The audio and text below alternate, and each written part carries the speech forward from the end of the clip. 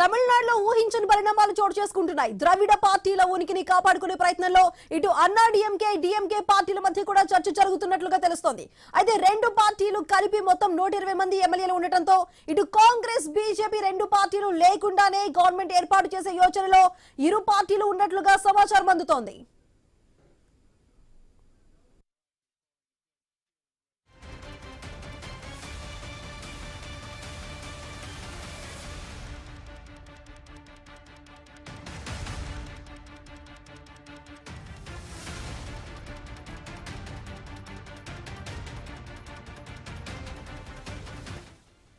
So తమిళనాడులో ఊహించని రాజకీయ పరిణామాలు చోటు చేసుకుంటున్నాయి.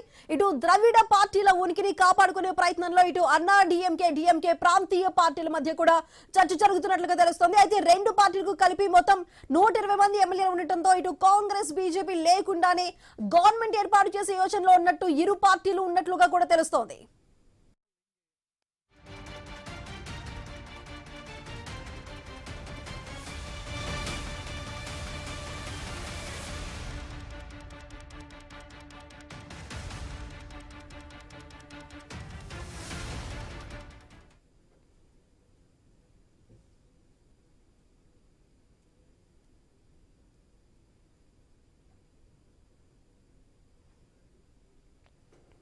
మొత్తం తమిళనాడు రాజకీయాల్లో ఊహించని పరిణామాలు అయితే కనిపిస్తున్నాయి. ఇటు ద్రవిడ పార్టీల ఉనికిని కాపాడుకునే ప్రయత్నాలు జరుగుతున్నట్లుగా తెలుస్తున్నాయి. అంటే కాంగ్రెస్ బీజేపీ లేకుండానే ఇటు అన్నా డిఎంకే పార్టీలు కలిపి మ్యాజిక్ ఫిగర్ మొత్తం 120 మంది ఎమ్మెల్యేలు ఉండటంతో అటు విధంగా కూడా గవర్నమెంట్ ఏర్పాటు చేసే యోచనలో ఉన్నట్లుగా తెలుస్తోంది. అయితే రేపటి విజయ్ ప్రమాణ స్వీకారం రద్దయినట్లు తెలిసిందే. ఎందుకంటే ఇటు గవర్నర్ కి అందించిన లేఖ ప్రకారం కూడా గవర్నర్ కూడా సుముఖం వ్యక్తం చేయలేదు. ఎందుకంటే సంఖ్యాబలం లేదంటూ కూడా గవర్నర్ ఇటు రేపు ప్రమాణ స్వీకారాన్ని రద్దు చేశారు. సో దానికి సంబంధించి ఇటు అన్నా డిఎంకే పార్టీల మధ్య కూడా ఇటు చర్చ జరుగుతున్నట్లు తెలుస్తుంది. మరి రెండు పార్టీలకి కలిపి ఉన్న ఇటు బీజేపీ కాంగ్రెస్ లేకుండానే ఉన్న 120 మంది ఎమ్మెల్యేలతో గవర్నమెంట్ ని ఫామ్ చేసే అవకాశం ఉన్నట్లుగా కూడా డీటెయిల్స్ అందుతున్నాయి.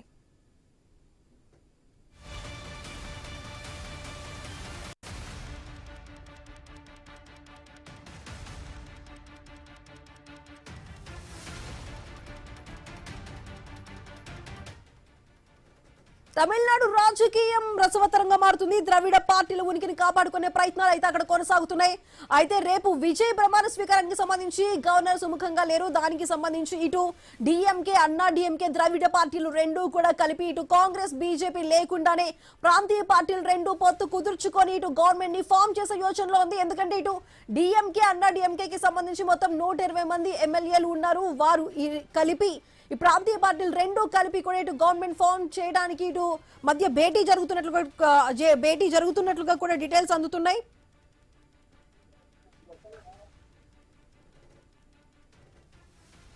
సో తమిళనాడులో ఊహించని పరిణామం అని చెప్పాలి. ఇటు అన్నా డిఎంకే కలిసి గవర్నమెంట్ ని ఫామ్ చేయబోతున్నాయా, అందుకోసం అక్కడ చర్చలు జరుగుతున్నాయా అనే అంశాలు తెర మీదకి వస్తున్నాయి. మరి దీనికి సంబంధించి మరింత సమాచారం మా ప్రతినిధి గోపీనాథ్ అందిస్తారు.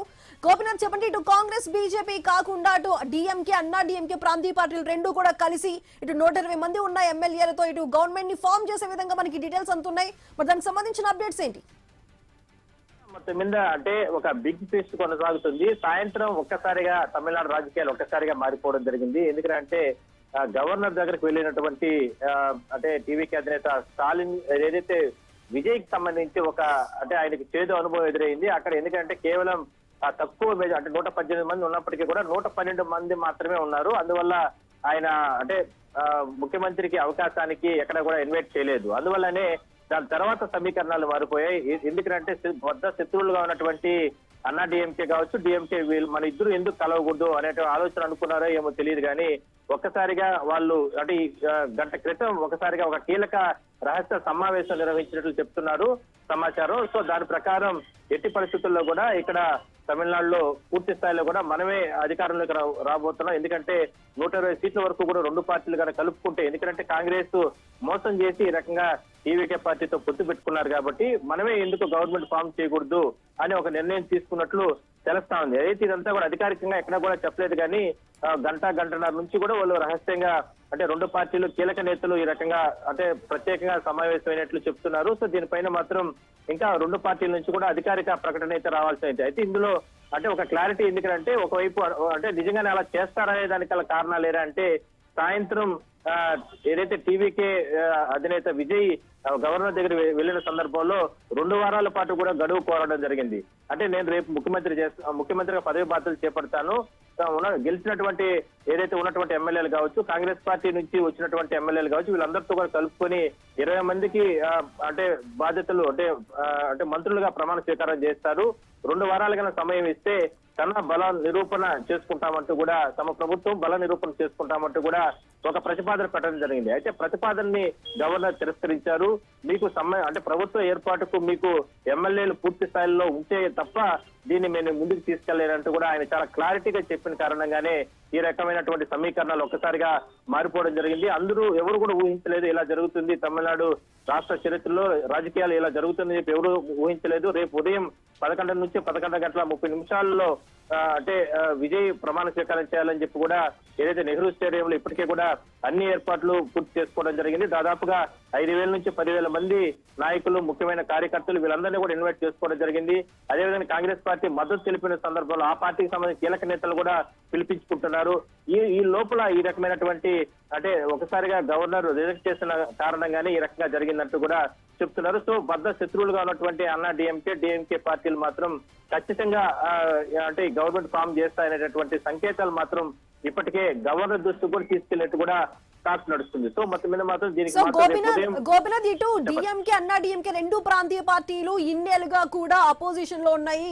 ఇద్దరికి మధ్య కూడా ఎంతో అంటే 2 ప్రాంతీయుల మధ్య ఉన్న తేడా ఇప్పుడు మొత్తం అంటే 3వ పార్టీ టీవీకేకి సంబంధించి లీడ్ ఇవ్వకూడదని ఇప్పుడు 2 పార్టీలు కలుస్తున్నాయి అనుకోవచ్చా?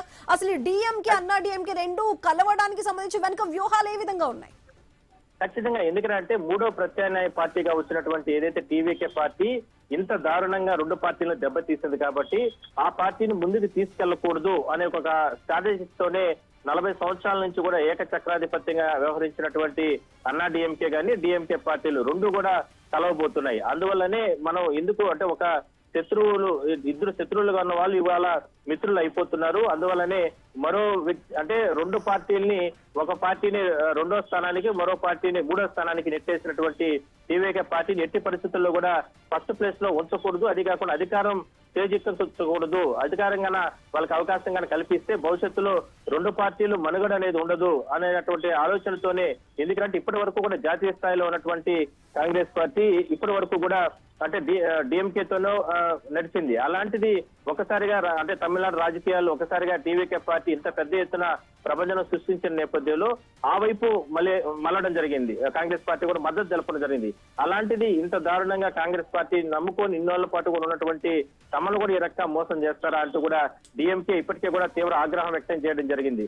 అందువల్లనే బద్ద శత్రువులుగా ఉన్నటువంటి మనం అంటే ఏదైతే డిఎంకే గానీ అన్నా డిఎంకే 2 మనం కలిసి రేపు గవర్నమెంట్ ఫామ్ చేయాలనేటువంటి ఆలోచన చేసినట్లున్నారు. అందువల్లనే అంటే సాయంత్రం అంటే ఎక్కడైతే రాజ్భవన్ లో గవర్నర్ దగ్గర టీవీకే పార్టీ అధినేత అక్కడ వెళ్లి రిజెక్ట్ అయిన వెంటనే వీళ్ళు సమీకరణాలు ఒక్కసారిగా మారిపోయి అందువల్లనే 2 పార్టీల కీలక నేతలు ప్రస్తుతానికి చర్చల్లో ఉన్నారు. నిజంగా గవర్నమెంట్ ఫామ్ చేస్తే ఏ విధమైనటువంటి అంటే ఏ విధంగా మనం ముందుకెళ్ళాలి, ఎవరు ముఖ్యమంత్రికి సంబంధించినటువంటి తీసుకోవాలి, అదేవిధంగానే పదవులు కానీ ఇట్లా అన్ని అంశాలపైన కూడా ఒక క్లారిటీకి వచ్చేసినట్టు తెలుస్తుంది. వాళ్ళు పూర్తి స్థాయిలో కూడా 120 స్థానాలు 2 పార్టీలు కనుక కలుపుకుంటే 120 స్థానాలు పూర్తి స్థాయిలో వాళ్ళకు మెజార్టీ ఉంది. ప్రభుత్వం ఏర్పాటు చేసుకోవడానికి అవకాశం ఉంది. కానీ ఇలా జరుగుతుందని ఎవరు కూడా ఊహించలేదు. కానీ అదే జరగబోతా ఉంది. దానికి సంబంధించి మాత్రమే ఇప్పుడు మరికొన్ని గంటల్లోనే మనకు ఒక బ్రేకింగ్ న్యూస్ అంతోంది. ఇటు ఇరు పక్షాల మధ్య డిఎంకే అన్నా డిఎంకే మధ్య కూడా ఇటు ఒక పవర్ షేరింగ్ జరుగుతున్నట్లు తెలుస్తుంది. సీఎం గా పళనిస్వామి, అదేవిధంగా డిప్యూటీ సీఎం గా ఉదయనిధి స్టాలిన్ కూడా ఉండబోతున్నట్లు తెలుస్తుంది. అంటే ఈ పవర్ షేరింగ్ కి సంబంధించి కూడా మనకి ఐ న్యూస్ కి ఎక్స్క్లూజివ్ అప్డేట్ అయితే అందుతుంది. మరి దీనికి సంబంధించి అంటే ఏ విధంగా ఉండబోతుంది? ఇటు స్టాలిన్ సీఎం గా పదవిని వదులుకోబోయి ఇటు పవర్ షేరింగ్ లో ఇటు తన కొడుకు ఉదయనిధి స్టాలిన్ కి డిప్యూటీ సీఎం అందించబోతున్నారా? ఏ విధంగా చూడొచ్చు దీన్ని? ఖచ్చితంగా ఎందుకంటే అంటే ఇప్పటి వరకు జరిగినటువంటి పరిణామాలు చూస్తా ఉంటే ఇప్పుడు గానా వీళ్ళు గానా కలవకపోతే ఖచ్చితంగా టీవీకే పార్టీ ఈ 2 పార్టీలు కూడా మింగేస్తాది అనేది ప్రధానంగా వాళ్ళకి ఆ భయం పట్టుకునింది. అందువల్లనే ఇవాళ కాంగ్రెస్ జాతీయ స్థాయిలో ఉన్నటువంటి కాంగ్రెస్ పార్టీ కూడా అంటే వదిలించుకునింది కాబట్టి డిఎంకే పార్టీని ఖచ్చితంగా మనం ఇంకా ఎవరు మనకు అవకాశం లేదు, మనమే ఇక్కడ కలిసి ఈ రకంగా ఇప్పుడు ఉన్నటువంటి పార్టీని తొక్కి మనము అధికారంలోకి రావాలి. అందువల్ల అవసరం వస్తే, ఎందుకంటే ఇప్పటికే డిఎంకే అధినేత స్టాలిన్ అంటే ఓడిపోవడం జరిగింది ఈ ఎన్నికల్లో, కాబట్టి నాకు అవసరం లేదు, తన కొడుక్కి డిప్యూటీ సీఎం అవకాశం ఇవ్వండి, పళనిస్వామి అన్నాడీఎంకే పార్టీకి సంబంధించిన నేత కాబట్టి అధినేత కాబట్టి ఆయన సీఎం పదవులు మీరు తీసుకొని ఇక మంత్రులకు సంబంధించి ఎమ్మెల్యేల కోటాల కింద ఏ స్థాయిలో ఉంటే వాళ్ళకి చెరిసగం వచ్చే రకంగా ఏర్పాట్లు చేసుకుంటున్నారు. సో ఇదంతా ఒక చాలా ఛాలెంజ్ గా తీసుకుంటున్నారు. అందువల్లనే ఎందుకు మనం అంటే ఇప్పటి వరకు కూడా శత్రువులు అయినప్పటికీ కూడా రాజకీయంగా మనం శత్రువులు అంతే తప్ప పార్టీల పరంగా శత్రుత్వం ఉంది అంతే తప్ప మూడో పార్టీకి అవకాశం ఇచ్చిన కారణంగా ఇవాళ మనకంటే ముందుకెళ్ళిపోయింది. మనం సెకండ్ థర్డ్ ప్లేస్ కి వచ్చేసాం. కాబట్టి దీన్ని ఎట్టి పరిస్థితుల్లో మనం ముందుకు తీసుకెళ్లకూడదనే ఆలోచనతోనే ఇద్దరు శత్రువులుగా ఉన్నటువంటి డిఎంకే అన్నాడీఎంకే పార్టీలు ఇవాళ కలవబోతున్నాయి. అదే నిజం కాబోతుంది. దానికి సంబంధించి అధికారికంగా మాత్రం రెండు పార్టీలు కూడా అంటే ఇప్పటికే చర్చించుకుంటున్నాయి ఏ విధంగా ముందుకెళ్ళాలి ఏంటి అనే దానిపైన చాలా అంటే కీలకంగా చర్చించుకోబోతుంది. ఇక్కడ ఇంకొక అంశం కూడా ఏంటంటే డిఎంకే పార్టీ ఇప్పటి వరకు కూడా బీజేపీకి దూరంగా ఉంది. ఎందుకంటే కాంగ్రెస్ పార్టీతో ఎప్పటి నుంచో కూడా పొత్తు పెట్టుకొని కొనసాగిస్తున్నారు. అలాంటిది ఇవాళ కాంగ్రెస్ పార్టీ మోసం చేసి ఈ రకంగా టీవీకే పార్టీకి దగ్గరైంది కాబట్టి మనం బీజేపీతో కూడా ఎందుకు సన్నిహితంగా ఉండకూడదు. ఎందుకంటే ఆల్రెడీ అన్నా డిఎంకే గానీ మిగిలిన మిత్రపక్షాలు బీజేపీ కానీ ఇవన్నీ కూడా కలిసి కూటమిగా అక్కడ నిలబడ్డాయి. కాబట్టి బీజేపీతో కూడా వాళ్ళ టచ్ లో ఉన్నారనేది సమాచారం ఉంది. కాబట్టి వీళ్ళందరూ కూడా కలిసిన తర్వాతనే ఇవాళ టీవీకే పార్టీని ముంచబోతున్నారు. అందువల్లనే ఖచ్చితంగా ఈ పదవుల విషయంలో కూడా పళనిస్వామి సీఎం గాను ముఖ్యమంత్రి గాను అదేవిధంగా ఉదయనిధి స్టాలిన్ డిప్యూటీ సీఎం గాను మిగిలినటువంటి మంత్రులకు సంబంధించి రెండు పార్టీల్లో అంటే కూర్చొని దాని తర్వాత ఎవరెవరికి ఎటువంటి పదవులు అప్పగించాలనే దానిపైన మాత్రం కీలకంగా చర్చించే అవకాశం అయితే ఉంది. గోపీనాథ్, అయితే దీనికి సంబంధించి ఆల్రెడీ మెజారిటీ సంపాదించిన టీవీకే పార్టీ గవర్నమెంట్ ఎందుకు ఫామ్ చేయలేకపోయింది? అప్పటి వరకు ఉన్న లెఫ్ట్ పార్టీలు సపోర్ట్ ఇస్తాయి అనుకున్నావు, కాస్త వెనక్కి తగ్గాయి చివరి నిమిషంలో. ఇప్పుడు అనుకోని రీతిలో తమిళనాడులో ఈ ఊహించిన పరిణామం ఇటు డిఎంకే అన్నాడీఎంకే కలిపి ఇప్పుడు రేపొద్దున గవర్నమెంట్ ని ఫామ్ చేయబోతుంది. ఇదంతా కూడా అంటే టీవీకే పార్టీని మూడవ పార్టీని పక్కకు తప్పించడానికే, దాని ఉనికి లేకుండా చేయడం కోసం ఇటు ద్రవిడ పార్టీలు రెండు కలిసి ఇటు టీవీకేకి హ్యాండ్ ఇచ్చాయనుకోవచ్చా? చేయడానికి టీవీకే పార్టీ ఆవిర్భవించింది. తక్కువ సమయం, కేవలం 2 సంవత్సరాలు. ఈ 2 సంవత్సరాల్లో ఎప్పుడూ లేనటువంటి ఏ పార్టీకి లేనటువంటి మెజార్టీ, ఏ రాష్ట్రాల్లో లేనటువంటి మెజార్టీ టీవీకే పార్టీ అంటే సొంతం చేసుకునింది. కానీ దాన్ని గానే ఇలానే కొనసాగిస్తే ఒకవేళ నిజంగానే విజయ్ ముఖ్యమంత్రి అయ్యి ఆ పార్టీ కన్నా ముందుకెళ్తే ఖచ్చితంగా భవిష్యత్తులో ఈ ద్రవిడ పార్టీలుగా ఉన్న రెండు పార్టీలకు అన్నా డిఎంకేకి డిఎంకేకి ఇద్దరికి కూడా భారీ దెబ్బ వచ్చే అవకాశం అయితే ఉంది. కానీ కష్టకాలంలో మనతో పాటు ఉంటారని భావించినటువంటి కాంగ్రెస్ పార్టీ కూడా ఈ రకంగా మోసం చేసి టీవీకే పార్టీతో కలిసిపోయింది. కాబట్టి ఖచ్చితంగా మనం ఇన్నాళ్ల పాటు యుద్ధం చేసినటువంటి బీజేపీతో మనం ఎందుకు కలవకూడదు అనే ఆలోచనతోనే ఇవాళ బీజేపీ సపోర్టెడ్ గా ఉన్నటువంటి అన్నా డిఎంకేతో పాటు డిఎంకే వీళ్ళందరూ కూడా కలిసి గవర్నమెంట్ ఫామ్ చేయాలని చెప్పి నిర్ణయం తీసుకున్నారు.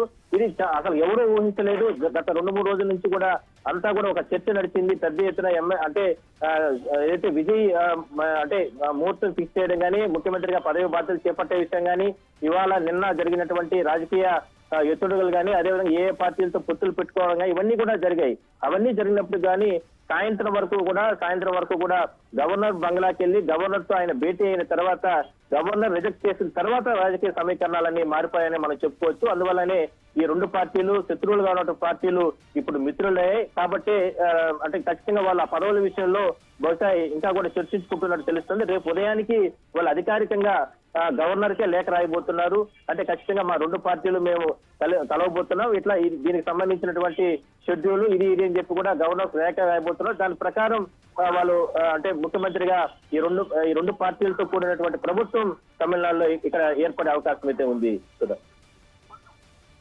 Okay, right Gopi.